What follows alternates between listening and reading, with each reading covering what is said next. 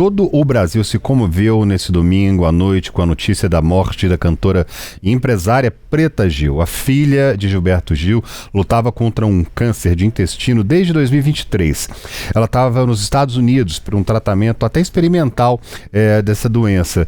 Pelas redes sociais, muitos amigos e personalidades manifestaram solidariedade a toda a família de Preta Gil. A gente na tela vai ver agora o que disse Caetano Veloso sobre a morte de Preta Gil ali. Pois é, ele se manifestou por ali, né, chamando ela de Pretinha, carinhosamente, dizendo que ela se foi ali aos 50 anos, né, dizendo que chora desde que soube aí da notícia, deixando a sua homenagem ali à Preta Gil, né, ele finaliza dizendo que pensa em todos. Né? A mensagem muito bonita que ele deixou ali nas redes sociais. Nem consigo dizer uma o que das sinto. mensagens, exatamente, nem consigo dizer o que sinto, finaliza ali com o coração, mensagem do Caetano Veloso para Preta Gil, ela que recebeu várias manifestações, muitas pessoas dedicando, né, postando ali uma foto, um momento, um vídeo, um carinho com a Preta Gil, né, e um abraço, um afago também para a própria família, né, André? Pois é, no domingo, dia 13, a Preta usou as redes sociais quando postou um vídeo com amigos. Essa foi a última postagem da artista. Olha só na tela aí o que foi a última postagem de Preta Gil. Olha lá, feliz, estava cantando ali, curtindo. Participando de uma trend, né? Com os amigos ali, ela tá lá no fundo.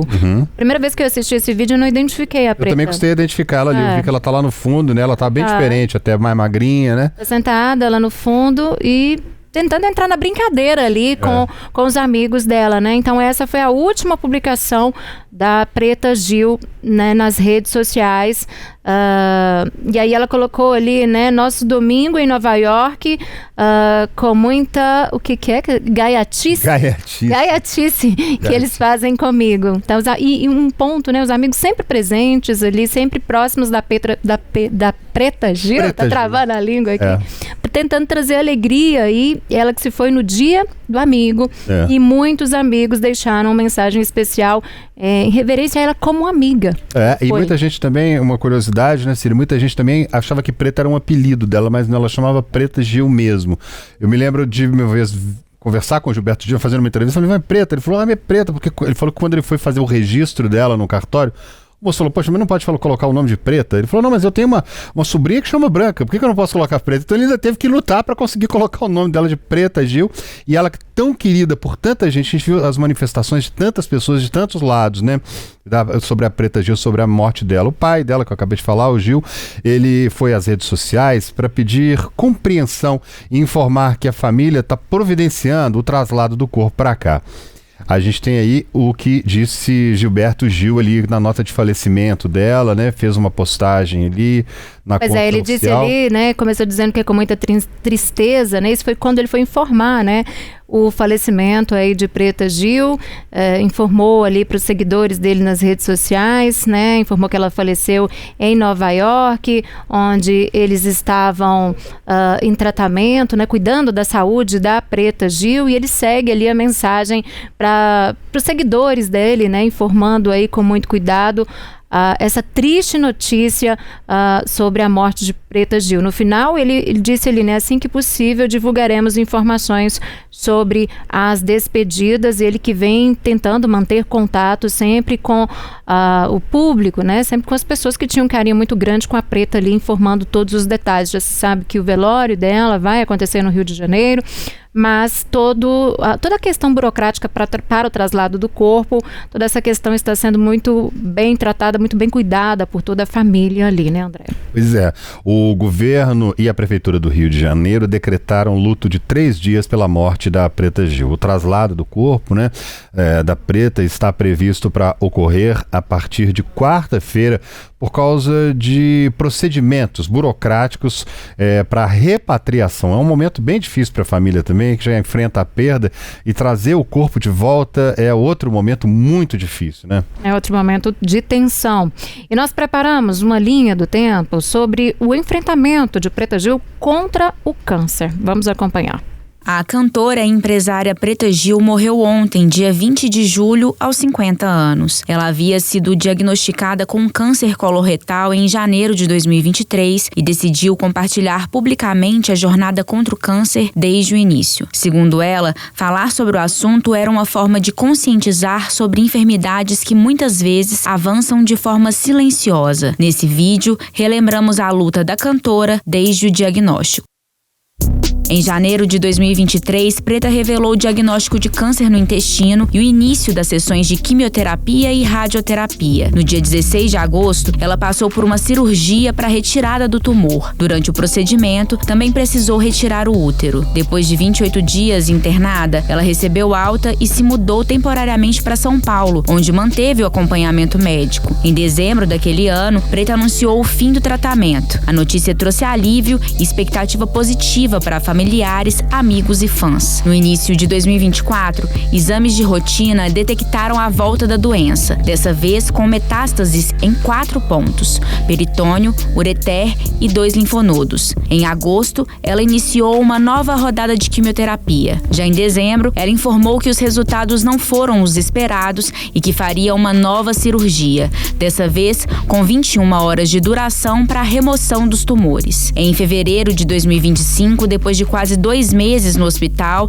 ela recebeu alta e retomou o protocolo medicamentoso. Em maio, embarcou para os Estados Unidos em busca de novas terapias, ainda em fase de testes. A previsão era seguir com o tratamento até agosto, quando faria uma nova bateria de exames para definir os próximos passos. Mas no dia 20 de julho, Preta Gil não resistiu. Ela deixou um legado que vai além da música e da carreira artística, transformou a própria vivência em alerta e inspiração e seguiu lutando até o fim. No nosso portal você confere mais conteúdo sobre a carreira da artista. Até mais.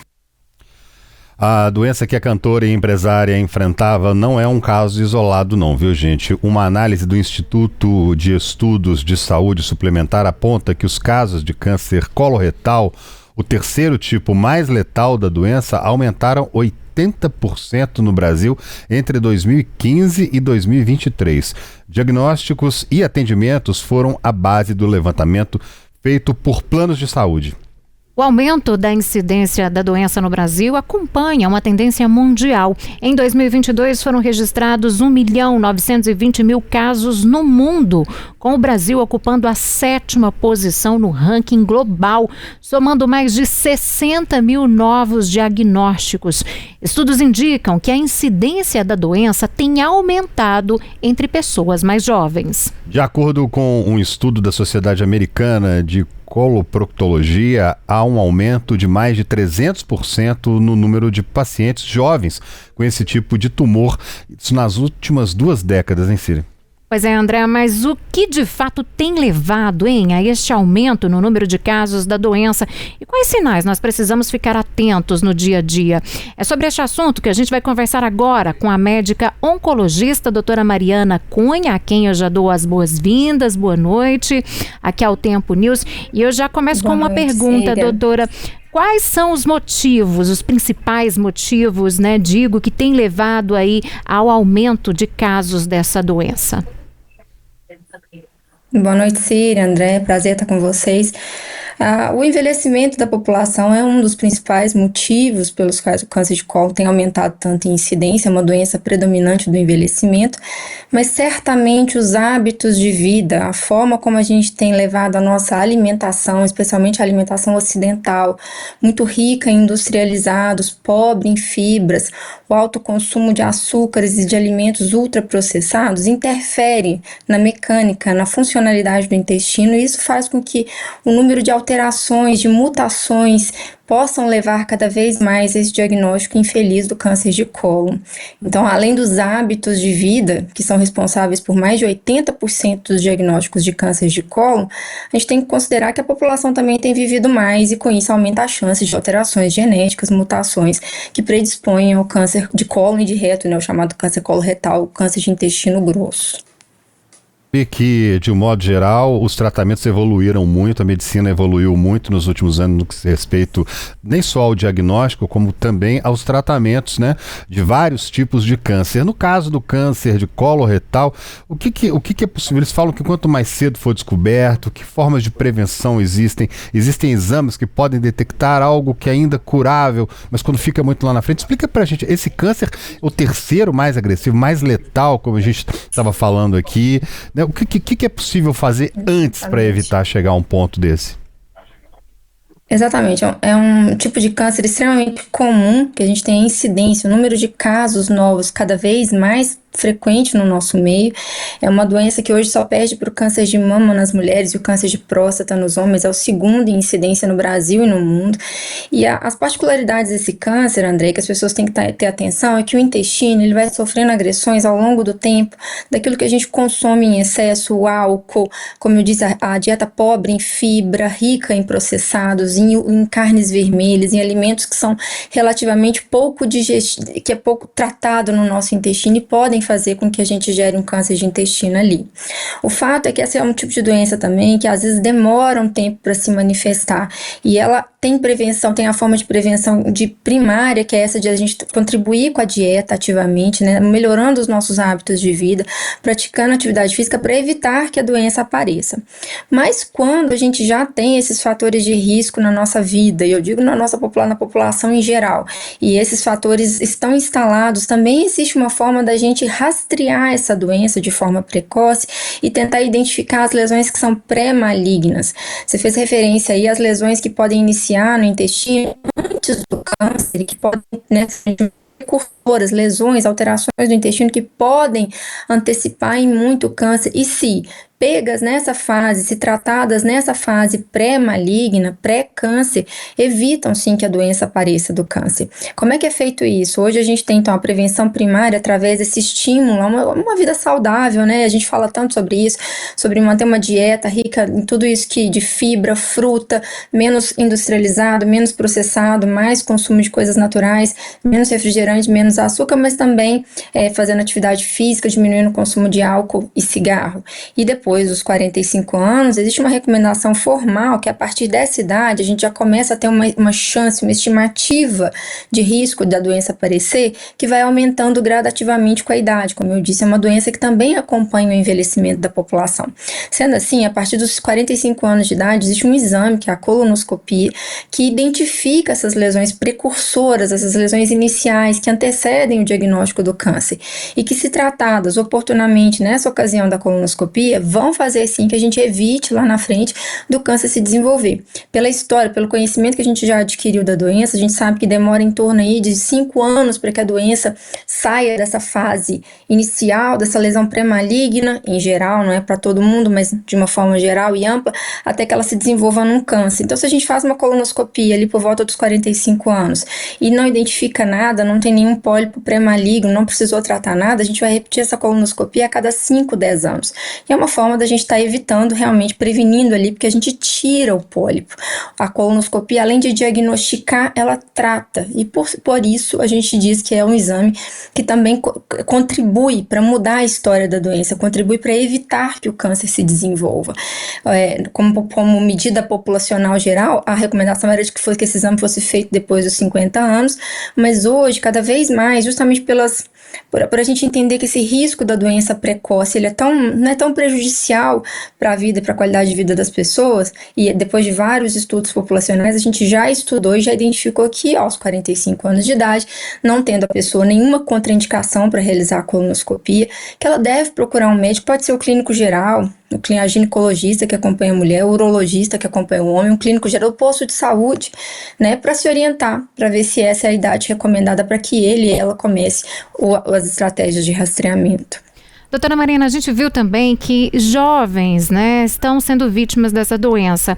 Então, a indicação, assim, se dá a partir dos 45 anos, né? Mas para as pessoas mais jovens, a indicação que eu falo da colonoscopia, né? Que você explicou muito bem.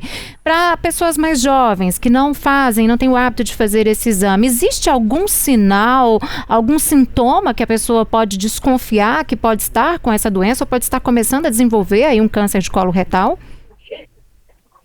Excelente pergunta. A colonoscopia ela tem dois propósitos, como eu disse, ela é um exame de diagnóstico e serve também como tratamento quando essas lesões, se forem identificadas, são identificadas em fase precoce.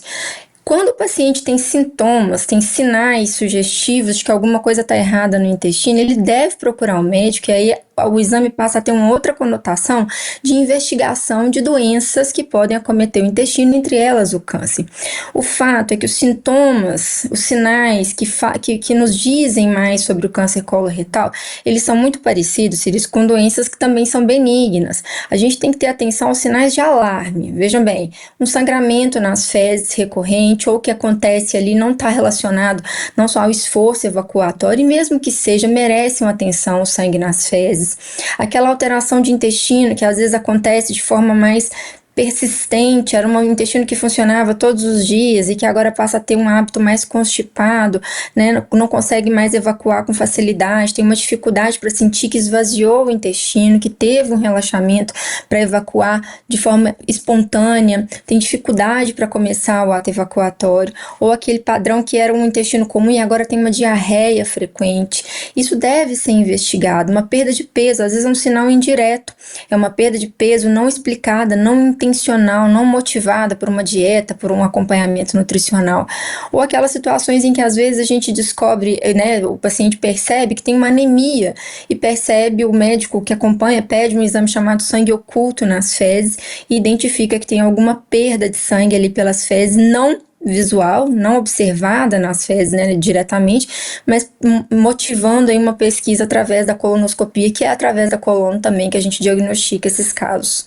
E doutora, falando agora sobre as formas de tratamento que existem hoje disponíveis, elas já evoluíram muito. Meu pai morreu inclusive na década de 80, ali em 82, ele teve esse câncer coloretal também, que se espalhou rapidamente, ele não tinha muito hábito de ir ao médico fazer exames preventivos. Naquela época dele era uma outra história. Hoje os tratamentos evoluíram muito, mas o diagnóstico precoce naturalmente ainda é a grande arma contra essa doença, né?